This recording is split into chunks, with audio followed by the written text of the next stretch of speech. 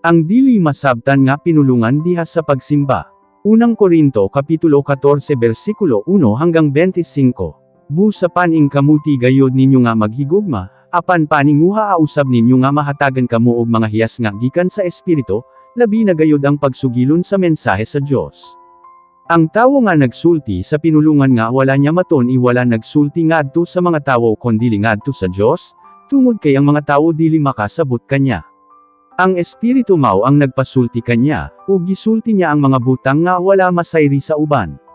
Apan ang nagsugilon sa pulong sa Dios nagsulti sa mga tawo aron sa pagtabang, pagdasig, ug paglipay kanila. Ang tawo nga nagsulti sa pinulungan nga wala niya maton nagpalig-on sa iyang kaugalingon, apan ang nagsugilon sa pulong sa Dios nagpalig-on sa iglesia.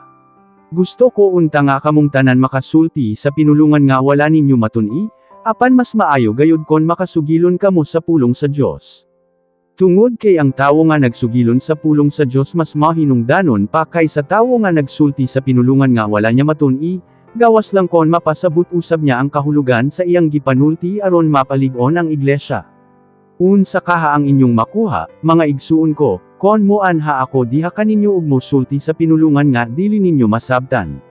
Syempre wala gayod, kinahanglan aduna ako'y mensahe alang kaninyo nga gikan sa Dios, o aduna ako'y itambag nga kamatuoran, o aduna ako'y ibalita nga pulong sa Dios, o aduna ako'y itudlo.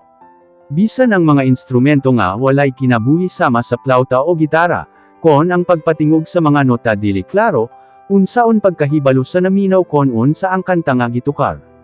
Ug bisan ang pagpatingog sa trumpeta ngadto sa mga sundalo, kon dili maklaro ang tingog walay mangandam alang sa gyera.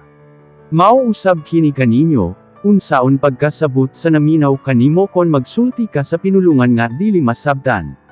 Sama lang nga nagsulti ka sa hangin. Daghan ang mga pinulungan dinhi sa kalibutan ug ang matag o sa adunay kahulugan. Apan kon dili nako masabtan ang usa ka pinulungan nga gipanulti sa usa ka tawo, ug dili usab ako niya masabtan, mga langyaw kami sa osag-osa. Busa, tungod kay naninguha kamo nga makadawat sa mga hiyas nga gikan sa Espiritu, paning kamuti ninyo nga madawat ang mga hiyas nga makapalig-on sa iglesia. Busa ang tawo nga nagsulti sa pinulungan nga wala niya maton ikinahanglan mag-ampo nga hatagan usab siya og hiyas nga makapasabot kon unsa ang kahulugan sa iyang gipanulti. Kay kon mag-ampo ako sa pinulungan nga wala ko matun-i, bisan tinuod ug nag-ampo ang akong espiritu, ang akong hunahuna dili makasabot niini. Busa unsa ang angay kong buhaton. Mag-ampo ug mag-awit ako sa akong espiritu bisan dili ko kini masabtan, apan mag-ampo ug mag-awit usab ako nga masabtan sa akong hunahuna. Kon magpasalamat ka sa Dios sa imong espiritu lang, ug dili kini masabtan, unsaon pag-ingon sa uban, amen, kon wala man gani sila makasabot kon unsa ang imong gipanulti. Bisan maayo ang imong pagpasalamat sa Dios, apan kon ang uban dili makasabot, dili ka makatabang kanila. Nagpasalamat ako sa Dios nga makasulti ako sa mga pinulungan nga wala matun-ilabaw kay kaninyo.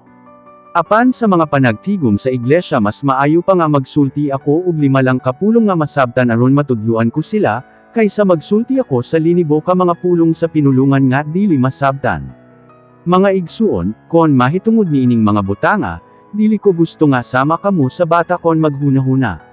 Pagpakasama kamo ka inosente sa bata kon daotan maoy hisgutan. Apan kon sa paggamit sa inyong panghunahuna, pagpakahingkod kamo. Nahisulat sa kasuguan nga ang Ginoo nag-ingon, mosulti ako niining mga tawhana pinaagi sa nagkalain-lain nga mga pinulungan ug pinaagi sa mga tagalaing dapit, apan dili gayud sila maminaw kanako. Busa ang pagsulti sa pinulungan nga wala maton dili ti mailhan alang sa mga tumutuo kondili alang sa mga dili tumutuo. Apan ang pagsugilon sa pulong sa Dios ti mailhan alang sa mga tumutuo, ug dili alang sa mga dili tumutuo.